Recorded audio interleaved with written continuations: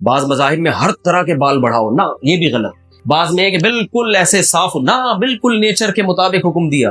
نبی صلی اللہ علیہ وسلم نے حکم دیا حلق العانہ، زیر ناف بال صاف کرو، نتف الابط، بغلوں کے بال صاف کرو.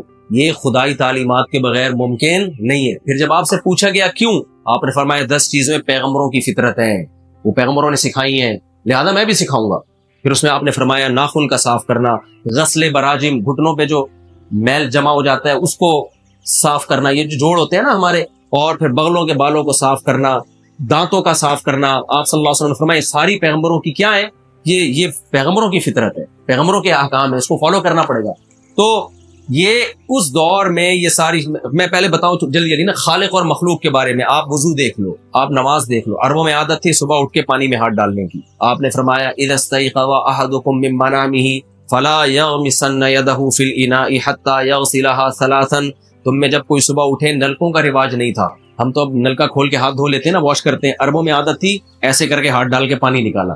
آپ نے فرمایا جب کوئی صبح اٹھے گا ہرگز اپنا ہاتھ اس نے پانی کے برتن میں نہیں ڈالنا جب تک ان ہاتھوں کو 3 دفعہ وہ دھو نہ لے. کون سی یونیورسٹی سے پڑھ رہے ہیں بھائی آپ یہ سب چیزیں؟ اور دیکھو آج جب کوئی قوم کسی کو کچھ احکام سکھاتی ہے، صدیاں لگ جاتی ہیں ان کو اس ٹریک پہ لانے میں. مثال کے طور پر آج امریکہ اگر چاہے کہ سب لوگ شراب چھوڑ دیں، آپ کا کیا خیال ہے چھوڑ دیں گے؟ ان کے سارے ماہرین جمع ہو جائیں کہ یار شراب بری چیز ہے، ہم نے اپنی سوسائٹی سے شراب چھڑوانی ہے. میرا خیال ہے اگلی نسل میں تو شاید ہو سکے، وہ بھی نہیں ہوگا. حقیقت تو یہ ہے اگلی نسل آگے لا ہی چینج کر دے گی، بھائی ہم سے نہیں چھوٹ رہی. کیونکہ جو لا بنانے والے وہ سب پی کے آئے ہوئے ہوں گے، وہ کہیں گے یار ہم تو اس کے بغیر لا بنا نہیں سکتے نا، ملے گی نہیں تو ہمارا دماغ ہی کام نہیں کرے گا. عرب شراب کے عادی تھے، اور اس کے لیے تو تاریخ پڑھنے کی ضرورت نہیں ہے. ظاہر ہے دنیا کی ہر قوم میں جہاں بھی مذہب نہیں ہے وہاں شراب ہے. ایک آیت نازل ہوئی ہے انما الخمر والمیسر والانصاب والازلام رجس. اے ایمان والو، شراب، جوا، پانسا یہ سب ناپاکی کے کام ہے، فجتنبوہ چھوڑ دو. وہ دن اور 1400 سال گزر گئے. آج بھی عسکری میں جہاں آپ رہتے ہیں میرا خیال ہے 99% لوگ شراب سے بچتے ہیں. شاید 2-4 کوئی ہو تو بھائی میں معذرت چاہتا ہوں، تو کم لوگ ہیں. 1400 سال تک اس موٹیویشن کے اثرات باقی ہیں. یہ کیا معمولی چیز ہے؟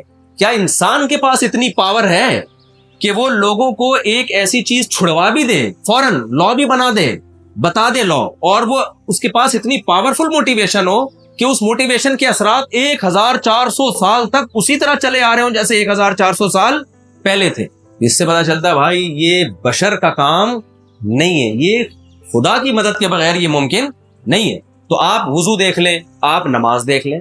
نماز کا طریقہ جو بتایا گیا ہے، دنیا میں اتنی زیادہ حسین عبادت آپ کو کہیں بھی نہیں ملی. زکوٰۃ کا نظام بتایا گیا، کروڑوں اربوں روپے آپ صرف زکوٰۃ کی اگر کیلکولیشن کی جائے جو لوگ رمضانوں میں یا سال بھر ادا کرتے ہیں، ساری دنیا کے ٹرسٹ اور چیریٹی ایک طرف رکھو آپ، اور صرف جو مسلمانوں کے ہاں زکاتیں نکلتی ہیں اس کی تو کوئی کیلکولیشن کا سسٹم نہیں ہے. کیلکولیشن تو صرف وہ ہوتی ہے جو بینک کاٹ لیتے ہیں. کروڑوں میں نہیں ہے، اربوں میں نہیں ہے، ارب روپے نکلتے ہیں زکاتوں کے. انسانیت کی خدمت کے لیے اتنا زبردست پیکج دیا بھی، اور ایسی موٹیویشن کہ 1400 سال بھی اس پیکج پر عمل بولو ہو رہا ہے. اور کمال کی بات یہ کہ کسی کو یہ وہم ہو سکتا تھا، میں اگر مثال کے طور پر چندے پہ بیان کر رہا ہوں، آپ کو بہت ترغیب دے رہا ہوں، یار زکاتیں ضرور دیا کرو، عسکری والو تم اتنے اچھے علاقے میں رہتے ہو، تم صدقے نکالا کرو، تو تاکہ لوگ مجھے سمجھیں یار دیکھو مفتی صاحب انسانیت کے کتنے خیر خواہ ہیں، کہ یار دیکھو آ کے غریبوں کا کتنا خیال کرنے کہ زکاتیں نکالا کرو، زکاتیں نکالا کرو. یہی ہوگا نا.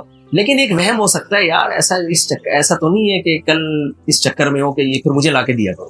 بعض دفعہ یہ خطرہ ہوتا ہے نا بھائی، اتنے زیادہ زکوٰۃ کے فضائل بیان کیے جا رہے ہیں، شاید اپنے فیملی کو، میں اللہ کا شکر ہے زکوٰۃ کا مستحق نہیں، مثال دے رہا ہوں میں، کہ شاید اپنی فیملی کو سپورٹ کرنا مقصد ہے. یہ اتنی موٹیویشن اس لیے